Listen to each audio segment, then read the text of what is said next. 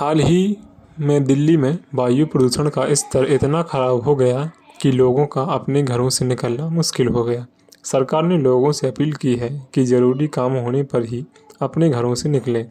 सफ़र के आंकड़ों के अनुसार दिल्ली विश्वविद्यालय, Pusa, Lodhi road, IIT Delhi, airport, Noida, Mathura road और धीरपुर जैसे क्षेत्रों में एयर क्वालिटी इंडेक्स 203, 169, 167, 193, 241, 193, 208 और 229 के साथ खराब श्रेणी की हवा दर्ज की गई।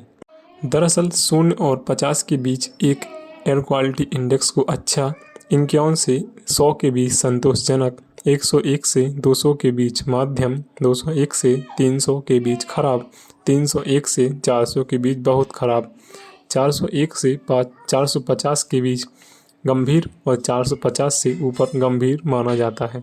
हवा की गुणवत्ता को पता करने के लिए वायु गुणवत्ता सूचकांक एयर क्वालिटी इंडेक्स का इस्तेमाल किया जाता है।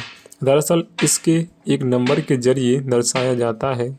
जहां AQI 50 से और 51 से 100 के भीतर रहे तो इसे अच्छा और संतोषजनक माना जाता है। वहीं दूसरी ओर 300 से 400 और 400 से 500 के बेहद खराब और गंभीर माना जाता है। शहरी और औद्योगिक विकास के कारण प्रदूषण में वृद्धि आई है। दिल्ली को गंभीर वायु प्रदूषण कारणों के लिए वैश्विक बदनामी मिली। नीतिगत हस्तक्षेप और नियामक उपाय और इवन योजना के और सख्त।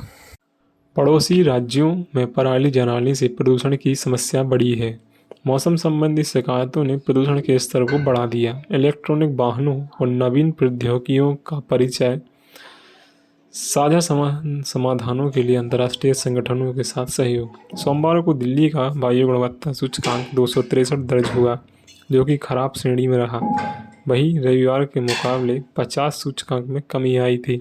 3 इलाके में हवा बेहद खराब और 227 और 27 में खराब श्रेणी में रही। साथ ही NCR में ग्रेटर नोएडा का वायु गुणवत्ता सर्वाधिक रहा, जबकि गुरुग्राम का सबसे कम दर्ज किया गया।